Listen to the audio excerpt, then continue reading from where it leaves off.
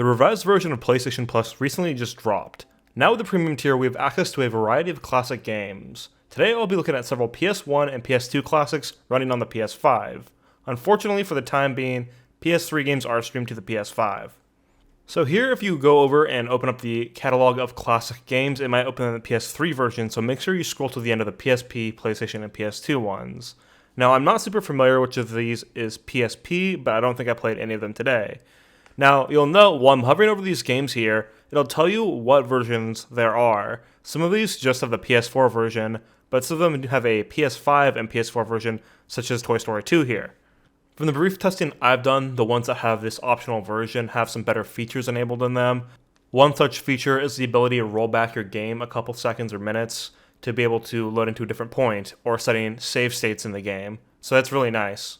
Here, I'll just go ahead and download Resident Evil Director's Cut, and then I'll jump forward and show you where you can rewind gameplay, set a save state, or change the filter that the game uses. So here in RE1, I just went through a hallway and blasted through a ton of ammunition that I didn't need to waste. If I press the start button on the PS5 controller, I can go ahead and rewind back through that hallway and walk through it a little bit more elegantly to save some ammunition. If you've never played Resident Evil 1 before, you'll know that conserving your resources is a big part of the game, so this can be a nice feature if you want to figure something out and then redo it. But some people do consider this to be cheating, but honestly just enjoy the games the way you want to play them. So here, I'm literally not even going to engage with the dogs that are chasing me around. I'm just going to walk right to the exit and save all my bullets. I'll take one attack here, but it's not too bad. If you've never played this game before, treat your health like a resource and something you can trade if you want to save on ammo or something else. As far as saving the game, it's pretty similar. Just press the start button and it'll bring up a menu that will allow you to save the state of the game wherever you're at. Using this can be nice for games that don't have the best in-game save, or if you want to save scum. Resident Evil, for example, you need to use ink ribbons to save, which is a resource. Also here, I will change from default to a retro classic for the game filter. As you can see, this is more of an interlaced retro look. It's pretty cool. Later on in the video, I'll jump to the modern filter too to check out what that looks like. As far as other settings available here, there's the aspect ratio. I just have it set up for 4:3 by 16:9, which will put the black bars on the side of my screen, but you could change it to something like native resolution if you wanted to. For all the games I tested today, the touch bar acts as the start and select button, where the right side of it is the start button and the left side of it is the select button.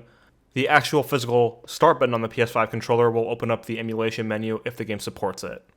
Now that we've covered the emulation features, let's jump right into some Resident Evil 1 gameplay. So I've actually never played the original version of Resident Evil 1. This is the director's cut of it. I don't know how many changes there are, but I have played the remake for the GameCube when it was ported to the PC, and I love that game.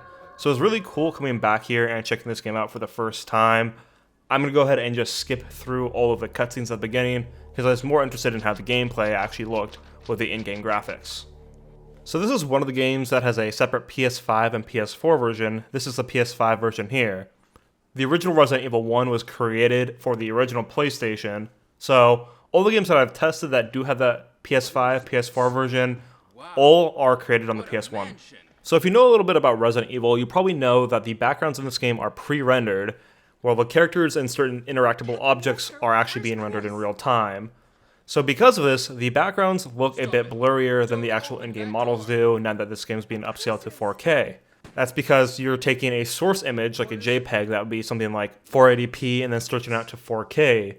Where for the actual polygons that's being drawn by the GPU with the characters here, those are just redrawn at 4K natively because the game's drawing at that resolution now. It's definitely pretty awesome to come back here after playing the remake, and maybe if you're like me and have played the remake, it's fun to revisit this. The tank controls here are a little bit interesting and take some getting used to.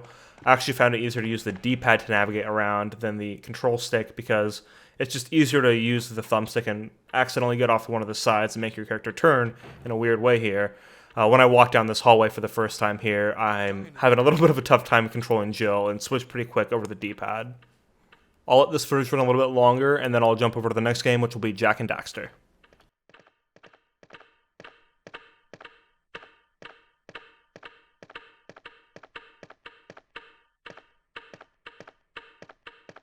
What? What is this? What is it? Blood. Jill, see if you can find any other clues. I'll be examining this. Hope this is not Chris's blood.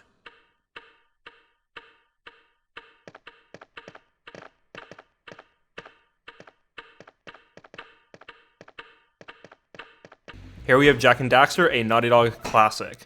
Now this game doesn't have a PS5 specific version on the service, and we're just using the PS4 version. I'm pretty sure this was ported over to the PS4 in 2018. And because of that, I can already notice on the geometry here that there are more jaggy edges, and I'm pretty sure this version's running at 1080p if I had to guess. It's nice that this game comes with the service, but it's a little unfortunate that there are no specific updates for it. I'm pretty sure Jak 2 and Jak 3 are also available on the service as well. Now, growing up, I didn't have a PS2, I had an Xbox and a GameCube, but a couple of my friends had PS2s, and this was always the game that I wanted to play at their house whenever I came over. So I definitely want to go through this and play through the whole thing for my first time ever. Now that I have this service, I might as well play through it on the PS5. I just really wish that there were more specific updates so this game would run in 4K, because that'd be awesome. Because of the fact we're using the PS4 port, also, we don't have the emulation features here where we can press start and rewind time in the game or set a save state, so that's unfortunate too. We're not going to spend as long on this one because it doesn't have any really cool specific new features, so I'll just some gameplay run out here and then we can wrap it up.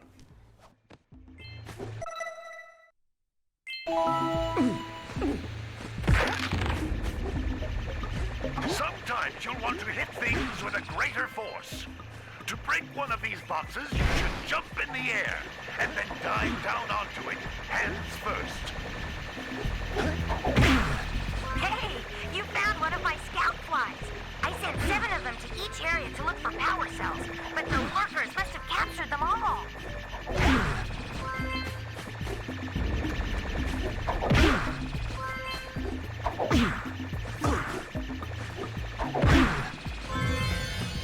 The next game here is Red Faction. Now, this is also a PS2 game that was ported over to the PS4 in 2016, so just like the last game, we don't have specific emulation features here, and since it's not meant to be for the PS5, this game is probably also running at 1080p and not 4K. This one looks pretty good though. It can get really dark in areas. I never played this game growing up, but I did play Red Faction Guerrilla. That game's really fun. So I wanted to see where the game came from, and obviously this is a lot different. It's first person. It's pretty interesting though. This game has destructible environment. I don't really feature any in this gameplay right here, but I'll try to slide some footage in at the end of some rocket launchers blowing up some of the walls on the side. But obviously in the later games that became a major feature in it. For me, it's a little unfortunate that there's a lot of these games that had PS4 ports that are thrown into this service instead of using really good quality PS5 emulation that we see with the Resident Evil 1 remake and then another game, Siphon Filter, that I'll cover later. This game's definitely pretty interesting for a first-person shooter on console, and I'd recommend checking it out. Just going forward in the gameplay a little bit, I wanted to show some of the destructible terrain. There's an enemy with a rocket launcher up here, and they're going to shoot some missiles over at me, and it's actually going to blow this terrain up right here.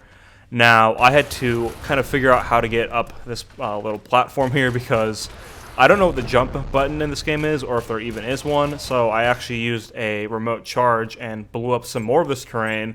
That way I can actually get my character up here without having to figure out what the jump button is, or if there's not a jump button at all.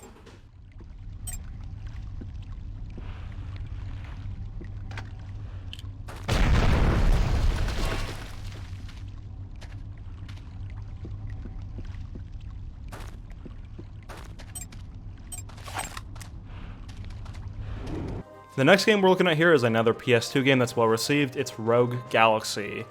Now, just like the game before this, this was also ported from the PS2 to the PS4 in 2016, and because of that, once again, we don't have the features for save states and things like that. Also, probably rendered at 1080p instead of full 4K. It does seem like the majority of PS2 titles in this service are just games that have been ported from the PS2 to the PS4 in the past, and then have been added into this service. That being said, these are great games. I've never really played Rogue Galaxy before, but even from the little bit of time I spent here playing the game, I really liked it. The combat system kind of reminds me of Final Fantasy VII Remake, honestly, and the game has really good reviews online. Now, I'm hoping as we go forward, when Sony adds more PS2, PS1, and PSP games that don't necessarily have ports to the PS4 already, that we get some of these features that I saw in Resident Evil 1, with more fleshed out save states, rewinding, and full 4K quality.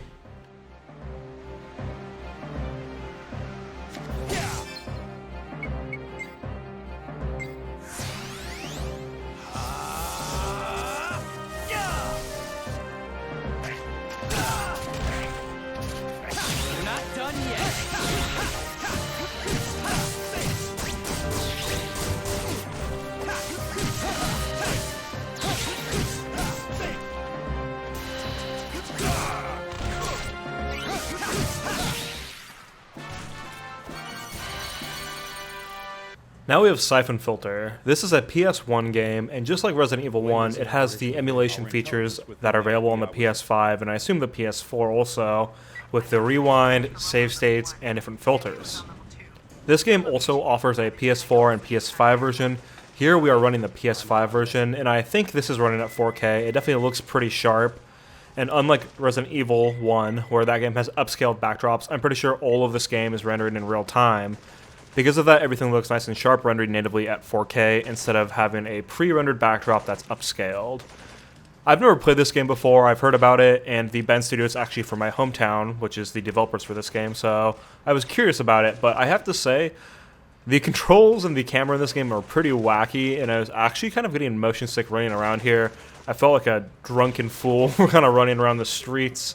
I wasn't sure if the D-pad would work better for this one maybe, but I was using the joystick, and it felt really awkward to control. I know there's a lot of people that really like this game, so I might check it back out in the future, but I was getting motion sick, and I don't exactly get motion sick very easily from playing video games. Because of this, I didn't play this one for too long. I didn't want to get too nauseous, but it does seem pretty interesting. Kind of like a stealth action game. I've heard some people wanting the Bend Studio to remake this game, kind of bring it up to modern times, probably completely reimagine it, I think, now that they're not doing a Days Gone sequel. I'll check this one out again and probably mess around with the D-pad next time and maybe do some research to make the player control better, because I really, as you can probably see here, am just wobbling all over the place. One thing that I noticed reflecting on a lot of these games is the camera is so much better in modern games than it was here for a lot of these classic games. A lot of them have inverted horizontal and vertical, or just one axis is inverted, and I definitely prefer the modern implementation of camera systems.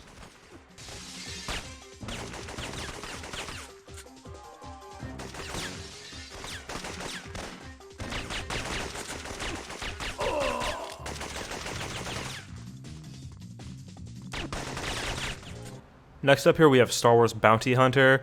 I played this game on the GameCube growing up and didn't really get too far in it, and coming back to here and replaying the game, the controls are a little confusing, and some of these tutorials are very contextual, like you need to be in a very specific area for them to even appear to you, so I could see if I was young maybe missing some of the information the game was giving me and just not knowing what to do. This is another game where the camera I don't think is the best compared to a lot of modern third-person shooters and things like that. It's very jerky, maybe a little motion sick, not too bad. Definitely Siphon Filter was worse, but the gameplay here is pretty fun. You can mark targets and get bounties on them. I didn't get too far in the game, so I didn't get cool things like the jetpack for Django here or anything, but one kind of annoying thing is for the blaster, if you hold X down, you don't really shoot very fast. It's definitely a lot faster to spam the button a ton with your finger, with your thumb. And for me, I don't really like repetitive motion like that. Kind of makes my thumb sore. You know, I'm on the computer a lot for my job and playing games, so it would have been nice for this game to feature faster shooting by just holding the button down. Now, this is another game where I believe it was ported to the PS4 in the past, and now they've just gone ahead and brought that ported version over to the service, so it doesn't have the emulation features like we see for some of the other games here. One other thing is that it took me some adapting to get used to this game's kind of targeting and shooting system. That's why my camera goes crazy here, because you know, modern games are pretty standardized for the button inputs you use, but some of these other retro games, they had more targeted systems instead of free aim, so getting used to that was a little adjustment period.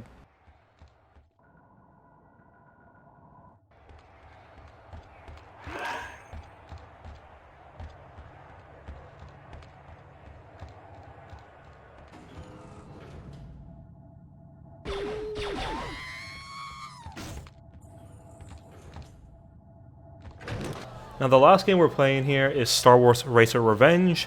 I never played this specific one, but growing up I played a lot of Star Wars games on the computer, and one of those was Star Wars Racer, so I would assume this is a sequel to the original one.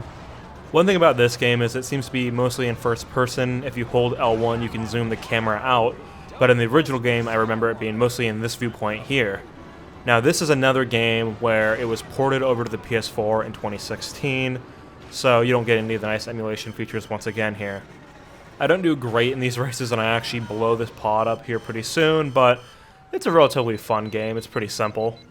It looks like a lot of the Star Wars games were brought over from older consoles to the PS4 around 2016, because another game on this service is Star Wars Jedi Starfighter, I believe it is, and that's the same deal where it's a PS4 game. It's not one of these new ones with PS5 and PS4 versions with the emulation features. So it's nice that all these Star Wars games are here, but I really would like to see them have these expanded feature sets instead of just getting the PS4 version that's just 1080p. Alright, so overall from the games I checked out today, it was mostly PS1 and PS2 games. Majority of them were PS2 games that did not have the new emulation features. In the background here right now, I actually am going through a massive list of the PS3 games that are available on the service. There are a ton here, and there's a lot of games I've never heard of, but there are some good ones in here. But the thing about this is it's all streamed, so it's not ideal in my opinion, because the PS3 has such a weird architecture with the cell processor. Emulation is possible, but they just don't want to do it. It'd probably be a pretty big investment for Sony to do. There's so much more PS3 games here. I really wish there was more PS2, PS1, and PSP games that had native emulation on the hardware. Scrolling through the list of the games here now that we can actually play locally that are classics, it's a lot less, and it's just unfortunate. On top of that, a lot of these games don't even have PS5 native versions that take full advantage of the console or have those cool emulation features. One thing I really like about my Xbox Series X is that it does really good upscaling and all that stuff for back compat games. Because of this, if I want to play something like Ninja Gaiden Black, I can play the original Xbox version without having to rely on a port to the Xbox One, and then, the Xbox playing that version. But even then, the Xbox does a really good job of upscaling games that are even on the 360, one system of consoles, and the original Xbox consoles themselves. It's good to see Sony bringing this to us, and there are obviously PS4 and PS5 games here that I did not cover today, but I really hope to see this service grow over time and them adding a lot more interesting PS1, PS2, and PSP games in, and potentially even bringing a native PS3 emulator, because if that comes in, that's going to be great. Playing a game like Infamous 2 that's actually upscaled to 4K running natively on the hardware instead of having to stream it would be awesome. Overall, for the games that do have support for the new features, such as Resident Evil 1 here, the service is killer, but it still doesn't have that many games that have features like this yet. So if you don't have a library of games, this is a good idea, but maybe go for a lower tier for the time being and wait for the premium tier to get more classic games in it that are well implemented, and then jump on in when there's more there to play. That's all for my thoughts. Like this video and subscribe. Have a good one.